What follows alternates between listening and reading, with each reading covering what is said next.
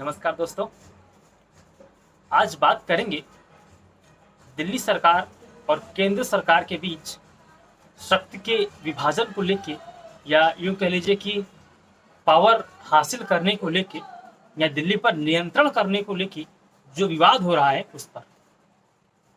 इस वीडियो में हम 3-4 विषयों पर चर्चा करेंगे, जिसमें अरविंद केजरीवाल के केंद्र सरकार पर आरोप, केंद्र सरकार सुप्रीम कोर्ट के अध्यादेश या सुप्रीम कोर्ट के आदेश की अवहेलना कर रही है, अवमानना कर रही है, कंटेम्प्ट ऑफ कोर्ट कर रही है, और साथ ही केंद्र सरकार या बीजेपी कह लीजिए कि बीजेपी की ओर से जो डिफेंड आया है, इस पे जो बीजेपी के लोग बचाव कर रहे हैं कि नहीं, हम तो कुछ नहीं कर रहे, हम तो वही कर रहे हैं जो संविधान कह रहा है, हम तो संविधान के हिसाब से चल रहे हैं। तो दो बातों को बताई मैंने आपको, और तीसरा पॉइंट ये है कि संविधान क्या कहता है, दिल्ली का नियम क्या है, और इस टकराव को खत्म कैसे किया जाए, ये भी आपको बताऊं। तो चलिए शुरू करते हैं वीडियो को। 14 मई को सुप्रीम कोर्ट ने चीफ जस्टिस की बेंच बैठी थी, संविधान पीठ 5 जजों की बेंच थी, और बेंच ने दिल्ली सरकार की ओर से या आम आदमी पार्टी की एक अपील थी, अर्जी थी कि सर ऐसा है, हमारी चुनी हुई सरकार है और मोदी जी की जो गवर्नर साहब हैं, जो एलजी हैं, मोदी जी द्वारा नियुक्त किए गए हैं, वो हमें काम नहीं करने दे रहे हैं।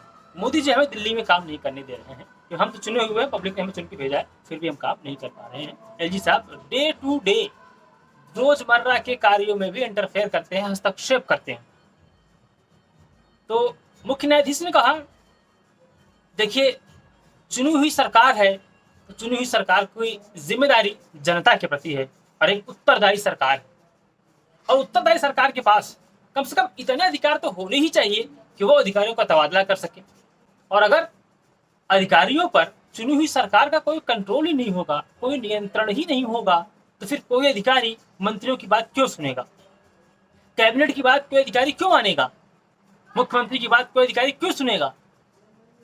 ऐसे तमाम पहलू आए सुप्रीम कोर्ट में, जिन पर विस्तार से चर्चा हुई, बहस हुई, और उसके बाद सीजेआई डीवाई चंद्रचूड़ ने ये फैसला दिया कि जिन तीन विषयों पर संविधान डिवार करता है दिल्ली सरकार को, पुलिस, पब्लिक ऑर्डर और जमीन, भू, इन 3 विषयों को छोड़ के बाकी सभी मामलों में अधिकारियों की नियुक्ति, अधिकारियों का तबादला, वो सब कुछ दिल्ली सरकार कर सकती है, और इसमें राज्यपाल से पूछने की जरूरत नहीं है, और राज्यपाल इसमें हस्तक्षेप नहीं करेंगे। ये कहा सुप्रीम कोर्ट ऑफ इंडिया ने। यहाँ तक कुछ ठीक था। अब इसके बाद क्या हुआ, इसके जैसे फैसला आया, केजरीवाल सरकार के जो मंत्री थे, केजरीवाल सरकार या केजरीवाल की पार्टी के जो लोग थे, बड़े खुश हुए, जश्न मनाए, और ऐसा लगा कि बस अब तो विजय हो गई, फतह हो गई। लेकिन उसके कुछ दिन बाद यूनियन गवर्नमेंट ने, प्रधानमंत्री जी जब जिस दिन विदेश गए थे, अभी कुछ दिन पहले की बात है, जिस दिन वो रवाना हुए यहाँ से जापान के लिए, उसी दिन 2 बड़े कांड करके गए मोदी जी। पहला, नोटबंदी कर दी, 2000 के नोट अब लीगल टेंडर तो रहेंगे, लेकिन बैंक में वापस ले लिए जाएंगे, सर्कुलेशन से बात कर दी गई। और दूसरा, जिसकी आज हम लोग बात करें, केंद्र सरकार ने एक ऑर्डिनेंस जारी कर दिया, और उसमें सुप्रीम कोर्ट को सभी फैसले को पलट दिया, ओवरटर्न कर दिया, null and void. Supreme court ने जो फैसला दिया था केजरीवाल सरकार के, दिल्ली सरकार के पक्ष में, उसे केंद्र सरकार ने उस फैसले को जीरो कर दिया, जीरो। अब इस पर केजरीवाल सरकार के लोग या खुद अरविंद केजरीवाल, उनके मंत्री लगातार कह रहे हैं केंद्र सरकार सुप्रीम कोर्ट की अवहेलना कर रही है, गाइडलाइंस जो कोर्ट ने जारी की है, जो कोर्ट ने आदेश दिया, उसका उल्लंघन कर रही है।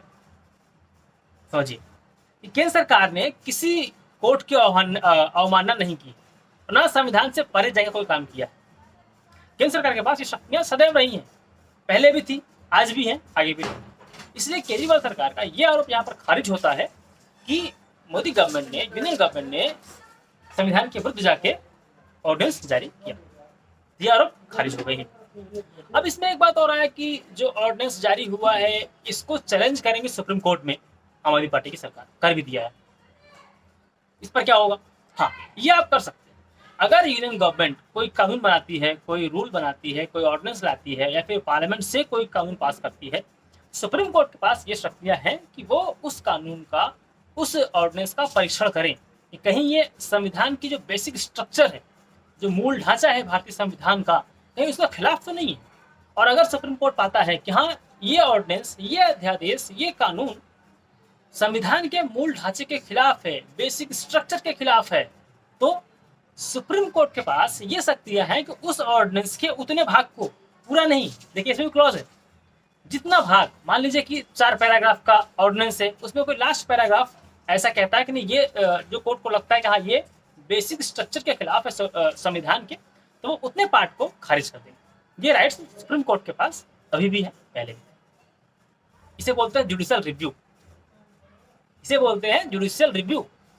तो ये केजरीवाल सरकार ने दाखिल किया है, ये आपके राइट से आपने कर ली, ये पूरा विवाद समझा दी मैंने आपको। अब आते हैं कि संविधान में दिल्ली सरकार को लेके या जो केंद्र शासित प्रदेश हैं उनको लेके क्या प्रोविजंस हैं, उसमें क्या व्यवस्थाएं हैं, समझिए। 1991 में 1991 में पार्लियामेंट ने प्रस्ताव पास किया और उसके तहत दिल्ली में एक विधानसभा बनाई गई और दिल्ली में एक मिनिस्टर ऑफ काउंसिल बनाई गई, जैसे बाकी राज्यों में होती है। लेकिन दिल्ली क्योंकि यूनियन टेरिटरी है, केंद्र शासित प्रदेश है, इसलिए इसको लिमिटेड पावर दी गई और एक बहुत विशेष इसमें प्रावधान किया गया। आर्टिकल 239 AA संविधान में इंसर्ट किया गया संशोधन करके, और उसमें लिखा गया national capital territory of Delhi, ये शब्द है, इस शब्द का इस्तेमाल किया गया है। और मुझे लगता है कि यही वो मूल वजह है, क्योंकि देखिए संविधान में या किसी कानून में जो शब्दों का इस्तेमाल होता है, जो शब्दों का हेरफेर होता है, उसके बहुत बड़े बड़े मायने होते हैं।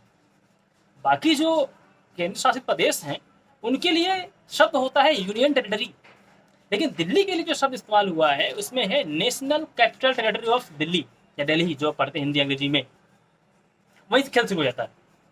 और उसके मुताबिक दिल्ली सरकार उन तमाम विषयों पर कानून बना सकती है, 3 को छोड़ के, जो मैंने पहले आपको बताया, पुलिस, पब्लिक ऑर्डर और जमीन, 3 को छोड़ के बाकी आप स्टेट लिस्ट बनाइए, आप कंकरेंट लिस्ट पे कानून बनाइए, जो बाकी राज्य कर लेते हैं आप भी कर सकते हैं, कोई दिक्कत नहीं। इसके अलावा एक अधिकार और पार्लियामेंट के पास दिए गए कि दिल्ली सरकार के जो भी कानून होंगे, चाहे स्टेट लिस्ट के हो, कंकरेंट लिस्ट को हो, इन सब पर पार्लियामेंट भी कानून बना सकता है। और ये सिर्फ दिल्ली तक नहीं है, ये सभी यूनियन टेरिटरीज पर लागू है। मतलब पार्लियामेंट के पास ये राइट्स हमेशा के लिए रहेंगे। अगर आपके पास विधानसभा दे दी गई है किसी यूनियन टेरिटरी में, तो इसका मतलब ये नहीं है कि पार्लियामेंट से फ्री हो गए हैं, नहीं, आप तब भी आपके ऊपर पार्लियामेंट हावी है, यूनियन कैबिनेट तब भी आपके ऊपर हावी रहेगी, उसकी शक्तियां इस हद तक दी गई हैं। हाँ, इसके अलावा 1991 में ही 239AB संविधान में 239AB इस आर्टिकल को भी शामिल किया गया, इंसर्ट किया गया, और ये कहा गया कि अगर यदि दिल्ली सरकार 239AA यानी जो पहला प्रोविजन है उसके तहत किसी भी मामले में, किसी भी कार्य को करने में असक्षम रहती है, तो राष्ट्रपति अमुक मामले को अपने हाथ में ले सकते हैं। मतलब जिस प्रकार बाकी राज्यों में 356, 365 के तहत प्रेसिडेंट रूल या आपातकाल लागू किया जाता है, उसी प्रकार 239AB के तहत प्रेसिडेंट, और प्रेसिडेंट का मतलब कौन है? Union cabinet. राष्ट्रपति वही करते हैं जो केंद्रीय मंत्रिमंडल या केंद्रीय कैबिनेट उनसे कहने को करता है। अगर प्रधानमंत्री जी या दूसरे शब्द में कहें तो मोदी जी, अगर मोदी जी को लगे कि केजरीवाल ये काम ठीक नहीं कर रहे हैं, उनकी शक्तियां यहां तक दी गई हैं कि वो तुरंत दिल्ली सरकार को बर्खास्त कर दे और उसकी पावर सीज कर दे। समझिए, ये संविधान में लिखा गया है और बात नहीं है। तो ये मामले मैंने आपको बताया। अब देखिए, अब दिल्ली सरकार के तमाम आरोप मैंने आपको बता दिए। केंद्र सरकार का पक्ष क्या था ऑर्डिनेंस जारी करने को लेकर? उसमें कहा गया, सर देखिए हमने जो ऑर्डिनेंस जारी किया है ना, हमने जो ऑर्डिनेंस जारी किया हुआ है ये दिल्ली के हित में है, क्योंकि दिल्ली पूर्ण राज्य नहीं है, देश की राजधानी है, और देश की राजधानी पर केंद्र का अधिकार तो होना ही चाहिए। इसके अलावा एक और मामला आया था 2018 में। 2018 में सुप्रीम कोर्ट से भी कुछ जजमेंट्स आए थे।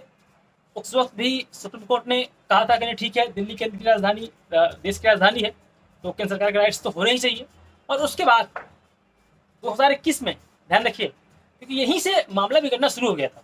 बिगड़ना मतलब कि यहीं से केंद्र सरकार की शक्तियां धीरे धीरे लिमिट होना शुरू हो गई थी। सुप्रीम कोर्ट के उस जजमेंट के बाद से ही केंद्र सरकार को या मोदी गवर्नमेंट को या बीजेपी को इस बात का एहसास हो गया था कि अब वो दिन दूर नहीं है जब दिल्ली पर हमारा नियंत्रण कमजोर हो जाए। तो हुआ क्या? हुआ ये कि 2021 में लोकसभा से 2021 में पार्लियामेंट ने 1991 के एनसीटी एक्ट को अमेंड कर दिया, बदल दिया। संशोधन करके लिखा क्या गया वो मैं आपको पढ़ के सुना दे रहा हूं। क्लॉज या सेक्शन कह लीजिए 21, 24, 33 और 44, ये 4 क्लॉज बदल दिए गए। उनके शब्द में बदलाव कर दिया गया, हेराफेरी कर दी गई। उसमें लिखा यह गया कि दिल्ली सरकार का मतलब मिनिस्टर ऑफ काउंसिल्स नहीं है। समझिए, दिल्ली सरकार का मतलब मिनिस्टर ऑफ काउंसिल नहीं है। दिल्ली सरकार का मतलब एलजी है, लेफ्टिनेंट गवर्नर, जो मोदी जी द्वारा अपॉइंट तो राष्ट्रपति करते हैं, लेकिन जो नाम लिख के देते हैं वो मोदी जी तय करते हैं कि हाँ ये आदमी बनेगा। उसमें ये नाम दे दिया गया। अब ये इतना बड़ा संशोधन था कि यहाँ से दिल्ली सरकार की शक्तियां एकदम लिमिट कर दी गई। इसके अलावा दिल्ली की जो विधायी शक्तियां थी, दिल्ली की जो लेजिस्लेटिव पावर थी, जो कैबिनेट की पावर थी दिल्ली सरकार के, उसके ऊपर एलजी को बैठा दिया। इस संशोधन में 2021 की जो अमेंडमेंट हुआ है संविधान में, उसमें यह कह दिया गया कि अगर दिल्ली सरकार या दिल्ली की कैबिनेट कोई ऐसा प्रोविजन पास करती है, कोई ऐसा प्रस्ताव भेजती है राज्यपाल उपराज्यपाल के पास, तो उपराज्यपाल के पास ये राइट्स है कि वो उसमें अपना ओपिनियन जोड़ दें। मतलब दिल्ली सरकार ने कोई प्रस्ताव भेजा, उसमें 7 क्लॉज दिखे, राज्यपाल को लगा नहीं 7 नहीं, सिर्फ 5 सही, 2 गलत है, 2 हमको पसंद नहीं आ रहे, जो भी कह जब, तो उन्होंने 2 को पेन से कट कर दिया कि सर ये 2 हम क्लॉज खारिज करें, बाकी 5 हम पास कर दें, इसको अपना। बाकी राज्यों में जो पूर्ण राज्य हैं वहां ऐसे प्रोविजन नहीं है। जो यूनियन कैबिनेट, जो स्टेट कैबिनेट ने भेज दिया, राज्यपाल तो उसको मान ले, और नहीं मान रहे हैं उसको या तो वापस कर दें या फिर भेज दें दिल्ली, मतलब प्रेसिडेंट के पास, राष्ट्रपति तय करेंगे सही है कि गलत है। तो ये पावर आई। बड़ी आलोचना हुई मोदी जी की कि एक छोटी सरकार को बर्दाश्त नहीं कर पा रहे हैं आप अपने ओपोनेंट को बर्दाश्त नहीं कर पा रहे हैं। और इसके बाद दिल्ली सरकार सुप्रीम कोर्ट, और उस सब चीजों को सुनते हुए, तमाम आरोपों को दिल्ली सरकार को सुनते हुए, सुप्रीम कोर्ट ने यह फैसला दिया कि नहीं, आप ठीक है, आप दिल्ली सरकार के पास कम से कम रूटीन कार्य के लिए, डे टू डे वर्क के लिए एक राइट्स तो होने चाहिए कि हाँ अधिकारियों को तबादला कर सके। अधिकारियों पर नियंत्रण दिल्ली सरकार का एक हद तक होना ही चाहिए। और ये छोटी शक्ति भी, ये छोटा और भी कई बार को मिला सुप्रीम कोर्ट से, उसको भी मोदी जी की सरकार, केंद्र की सरकार उसको टॉलरेट नहीं कर पाई, उसको अफोर्ड नहीं कर पाई, बर्दाश्त नहीं कर पाई, और उसको भी छीन लिया। ये पूरा मामला मैंने आपको बताने की कोशिश करी है, और संविधान में जो लिखे गए हैं, जो क्लॉजेस हैं, मैंने उसी के जरिए सब कुछ आपको साफ करने की कोशिश की। वीडियो कैसा लगा? आप चाहे तो लाइक कर दीजिए, आपका मन करे तो शेयर कर दीजिए, कमेंट करना चाहते हैं तो कमेंट करके आपको बता दीजिए कि क्या देखना चाहते हैं आप, क्या आप इस टाइप की वीडियोस देखते भी हैं या नहीं, या फिर सिर्फ राजनीति, दंगा फसाद की खबरें आप देखना पसंद करते हैं, प्रधानमंत्री जी की झूठी खबरों को आप देखना पसंद करते हैं। जो भी आपकी इच्छा बताइए हमें। अगर आप चाहते हैं हम झूठी खबर दिखाएं, अगर आप चाहते हैं हम प्रधानमंत्री जी गुणगान करें, तो वो हमसे नहीं हो पाएगा। हम खबर दिखा सकते हैं आपको व्यूज बता सकते हैं, आपके पॉइंट ऑफ व्यू क्या हो सकता है किसी टॉपिक के, मैं ये आपको बता सकता हूँ। लेकिन आप मुझसे ये उम्मीद नहीं कर सकते कि मैं किसी का गुणगान करूँ, फिर चाहे माननीय राहुल गांधी जी हों जिन्हें डिस्क्वालीफाई कर दिया प्रधानमंत्री जी ने, और फिर चाहे हमारे माननीय प्रधानमंत्री नरेंद्र मोदी जी हों। ये मुझसे नहीं होगा। इसके लिए आप टेलीविजन देखिए, आप न्यूज़ चैनल देखिए, आप हिंदी के अखबार पढ़िए, वहाँ दिन रात गुणगान होता है, वहाँ दिन रात चरण वंदना में खबरें छपती हैं, वो मुझसे नहीं हो पाएगा।